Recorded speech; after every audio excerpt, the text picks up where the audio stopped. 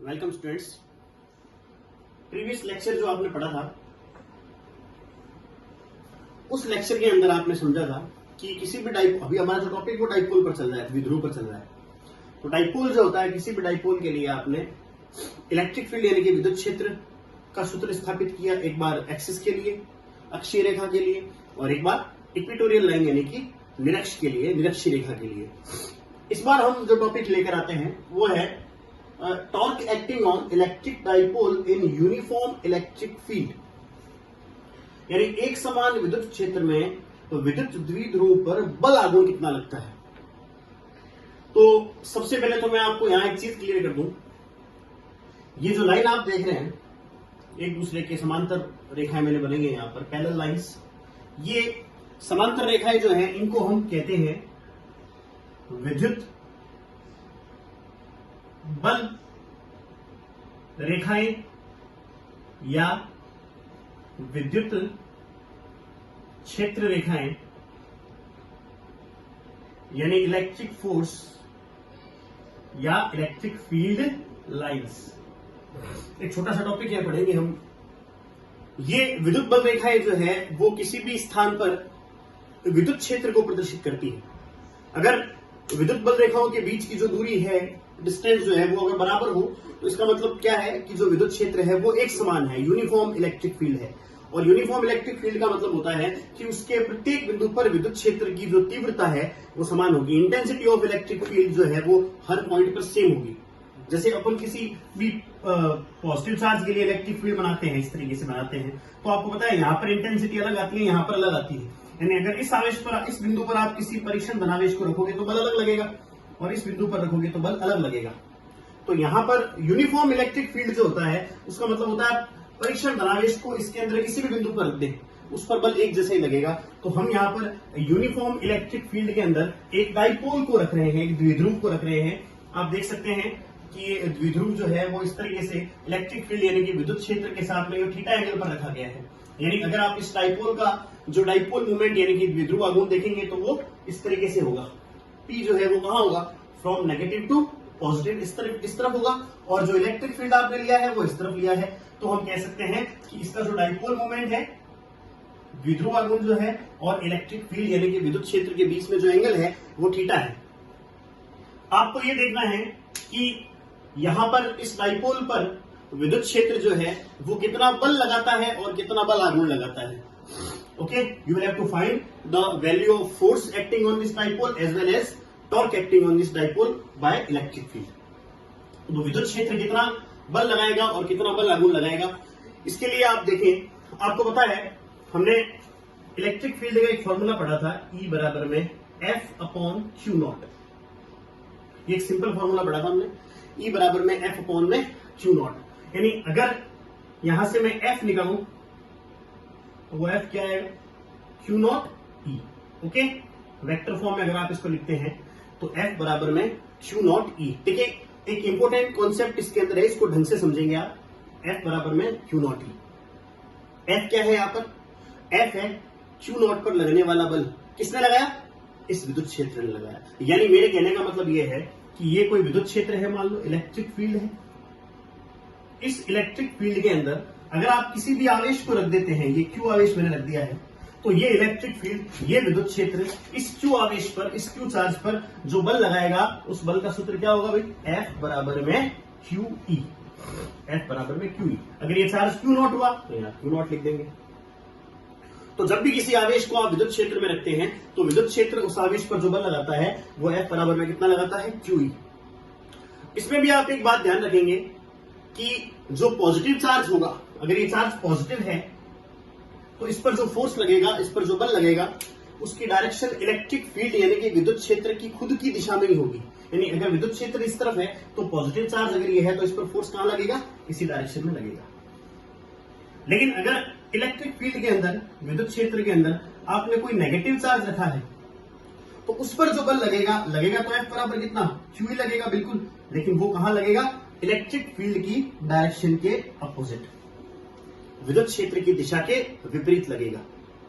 तो आइए इसमें हम देखते हैं, यहां पर आपने डाइपोल को रखा है विद्युत क्षेत्र के अंदर, तो विद्युत क्षेत्र डाइपोल के दोनों आवेश पर यानी कि पॉजिटिव क्यू पर और नेगेटिव क्यू पर बल लगाएगा। कितना लगाएगा?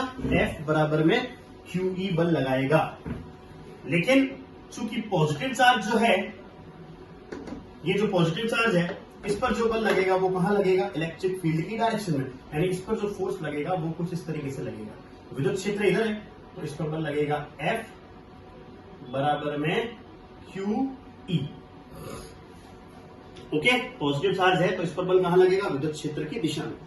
ये नेगेटिव चार्ज है तो इस पर फोर्स कहां लगेगा भाई? उतना ही लगेगा फोर्स इस पर भी।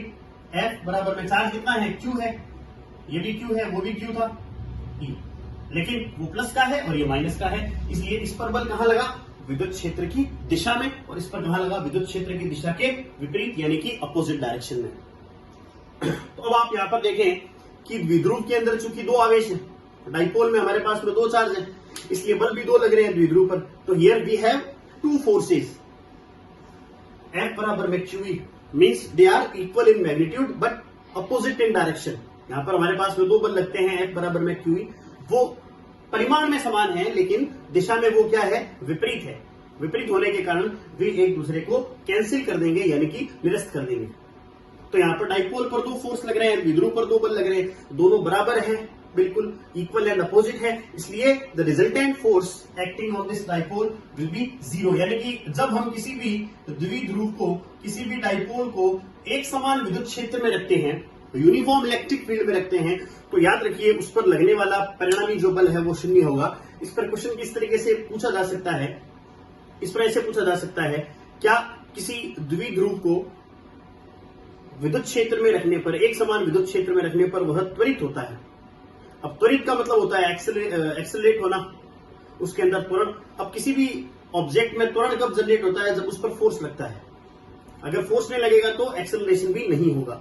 इसलिए यहां पर जब आप द्विध्रुव को एक समान विद्युत क्षेत्र में रखते हैं तो उस पर लगने वाला फोर्स जीरो होता है, बल जीरो होता है, इसलिए उस पर एक्सेलरेशन भी नहीं लगेगा। तो अगर आपको क्वेश्चन पूछे तो आपको इसका आंसर ये देना है कि वो त्वरित नहीं होगा, क्योंकि जब आप उसको विद्युत क्षेत्र में रखेंगे, एक समान विद्युत क्षेत्र में रखेंगे, तो उस पर लगने वाला परिणामी बल जो है वो शून्य होगा।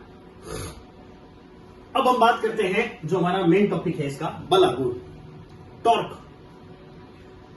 11th क्लास में हम ये पढ़ते हैं कि टॉर्क का जो यूज है, बल आघूर्ण का जो यूज है, वो किसी भी चीज को घुमाने में किया जाता है। किसी भी चीज को अगर आपको रोटेट करना है तो उसके लिए आपको किसका यूज करना पड़ेगा? टॉर्क का यूज करना पड़ेगा, बल आघूर्ण का यूज करना पड़ेगा। बल आघूर्ण कब उत्पन्न होता है मैं आपको बता दूं, जब दो बल अगर समान परिमाण में है, विपरीत दिशा में है और साथ में उनकी क्रिया रेखाएं अलग अलग है। क्रिया रेखाएं यानी कि लाइंस ऑफ एक्शन अलग अलग होनी चाहिए। इसका मतलब क्या होता है? देखिए आप, मैं यहां पर एक रॉड लेता हूं, ये एक छड़ है AB, इस पर दो फोर्स लग रहे हैं F एंड F। देखिए ये दो बल है, इस पर दोनों बराबर भी है, दोनों विपरीत भी है, लेकिन ये दोनों बल इसको घुमा नहीं पाएंगे, क्योंकि अगर मैं इस बल की बात करूं, ये बल ऊपर की तरफ लग रहा है तो ये इस रॉड को यूं घुमाएगा, ओके, एंटी क्लॉकवाइज, और ये वाला कैसे घुमाएगा? क्लॉकवाइज। तो इन दोनों के जो टॉर्क लगेंगे वो ऐसे लगेंगे तो वो कैंसिल हो जाएंगे, ये रॉड घूम नहीं पाएगी। लेकिन अगर मैं दूसरा केस देखूं,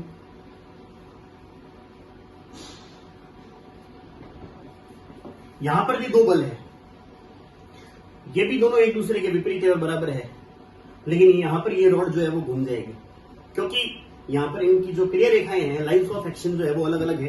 लाइंस ऑफ एक्शन का मतलब ये जो बल है, इसको अगर मैं पीछे की तरफ बढ़ा देता हूं, ये इसकी क्रिया रेखा हो गई,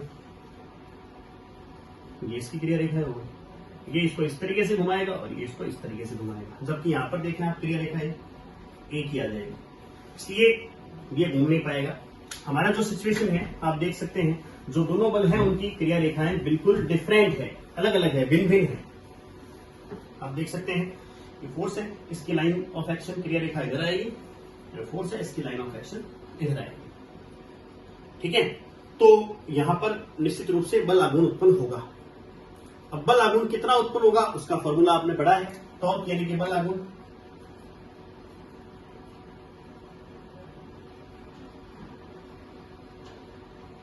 बल आघूर्ण का सूत्र होता है बल इंटू आघूर्ण भुजा, torque is equals to force into perpendicular distance आप कह सकते हैं, लंब दूरी भी कह सकते हैं इसको। तो यहां पे लिखेंगे हम 2 बराबर में F इंटू परपेंडिकुलर डिस्टेंस, यानी कि जो दोनों बलों की जो क्रिया रेखाएं हैं या जो दोनों बल है उनके साथ में 90 डिग्री का एंगल जो रेखा बनाती है। तो यहां पर अगर मैं एक लाइन बना दूं,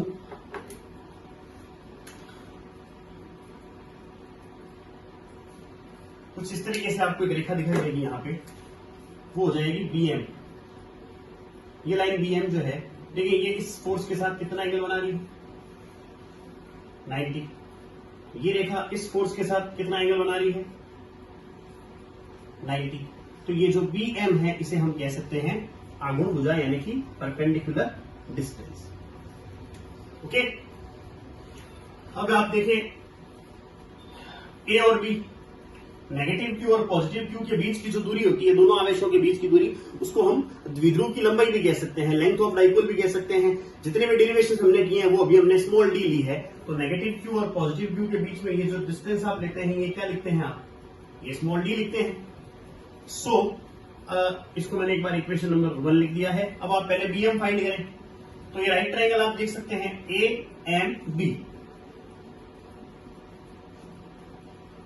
त्रिभुज AMB। मुझे यहां पर BM फाइंड करना है। आप देखें BM क्या है, थीटा के सामने वाला लंब होता है, परपेंडिकुलर होता है, तो आपको परपेंडिकुलर फाइंड करना है। तो इस केस में आपको ट्रिग्नोमेट्री फंक्शन, हालांकि जब समकोण त्रिभुज में आपके पास में 3 में से 2 भुजाएं होती है तब तो आप तीसरी भुजा निकालने के लिए पाइथागोरस प्रमेय लगा देते हैं, लेकिन जब आपके पास में 3 में से कोई एक ही पता हो तो उस केस में आपको ट्रिग्नोमेट्री फंक्शंस लगाने होते हैं। तो यहां आपने ट्रिग्नोमेट्री फंक्शन लगा दिया है साइन थीटा। साइन थीटा क्या होता है, परपेंडिकुलर अपॉन हाइपोटेन्यूस यानी कि लंब बटा कर्ण। लंब हो जाएगा इसका BM अपॉन कर्ण हो जाएगा इसका D।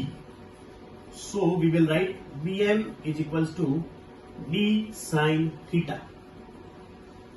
तो आप वैल्यू रखें, तो इज इक्वल्स टू F कितना है यहां पर QE into D sine theta. F का मतलब यहां पर दोनों में से किसी भी एक साइड का फोर्स आप लगा देंगे, QE इंटू में डी साइन थीटा। सो Q इंटू डी जो है वो हो जाता है P, इसको डाइपोल मोमेंट कहते हैं, हम द्विध्रुव आघूर्ण कहते हैं। ये हो जाएगा यहां पर E साइन थीटा। तो is equals to PE sine theta, where P क्या है यहां पर द्विध्रुव आघूर्ण है, E क्या है यहां पर इलेक्ट्रिक फील्ड है, विद्युत क्षेत्र है, और थीटा यहां पर क्या हुआ द्विध्रुव आघूर्ण यानी कि डाइपोल मोमेंट और इलेक्ट्रिक फील्ड के बीच में बनने वाला angle. So tau is equals to PE sine theta. अगर आप इसको वेक्टर फॉर्म में सपोज लिखते हैं, अगर आप इसको सदिश रूप में लिखते हैं, so tau vector is equals to, इसको क्या लिख सकते हैं P vector cross E vector. Cross product of vectors जो होता है उसमें हम लिखते हैं AB साइन थीटा को A vector cross B vector. तो जो टो की डायरेक्शन है वो किस तरफ होगी, P क्रॉस E की दिशा में होगी। इसकी अगर हम मैक्सिमम मिनिमम की कंडीशन लगाएं, मैक्सिमम मिनिमम की कंडीशन अगर आप लगाएंगे तो टो मैक्सिमम या टो मिनिमम कब होगा, तो उसके लिए आप थीटा इज इक्वल्स टू 0 लगा सकते हैं। थीटा इज इक्वल्स टू 0 और थीटा इज इक्वल्स टू 180। यहां पर जो टॉर्क है वो मिनिमम होगा, न्यूनतम होगा। कैसे होगा आप देखें,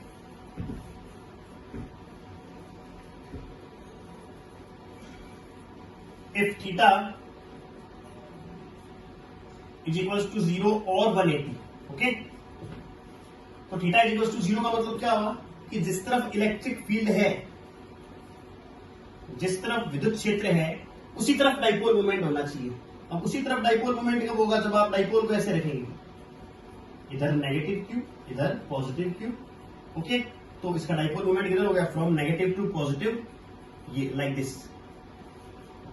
तो P और E दोनों एक ही डायरेक्शन में है, so theta is equal to क्या हो जाएगा, 0। और थीटा अगर आप इसमें 0 पुट करते हैं तो टॉर्क 0।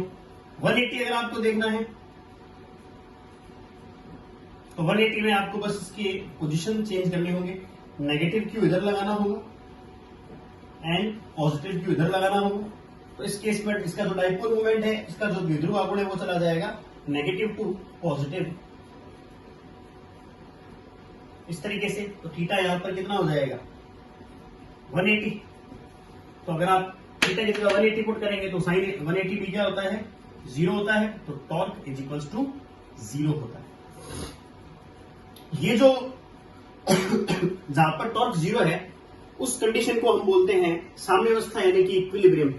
इसमें भी मैं आगे वाले लेक्चर में डिस्कस करूंगा। टो इज इक्वल्स टू यहां पर थीटा जहां पर 0 है उसको अपन बोलते हैं स्थायी साम्यावस्था यानी कि स्टेबल इक्विलिब्रियम, और जहां पर थीटा बराबर 180 है उसको हम बोलते हैं अस्थायी साम्यावस्था, अनस्टेबल इक्विलिब्रियम। ऐसा क्यों होता है इसके नेक्स्ट लेक्चर में मैं आपको बताऊंगा। तो ये थीटा इज इक्वल्स टू 0 और 180 पर ये रहा मिनिमम। सिमिलरली अगर आप 90 लिख देते हैं, अगर थीटा की वैल्यू हमने 90 लिखी है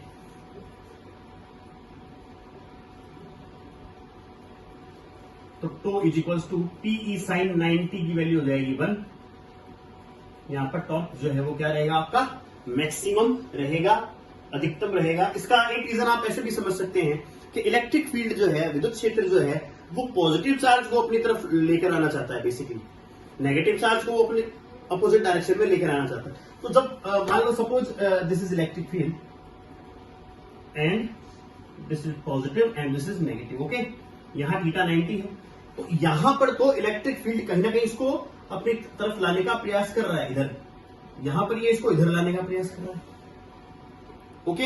यहां पे तो ये काम पूरा हो चुका है, मीन्स पॉजिटिव चार्ज जो है वो इलेक्ट्रिक फील्ड के डायरेक्शन में आ चुका है, नेगेटिव उसके अगेंस्ट आ चुका है। यहां पर भी ये लीनियर हो चुका है, तो यहां पर टॉर्क लगने की कोई वजह नहीं रही।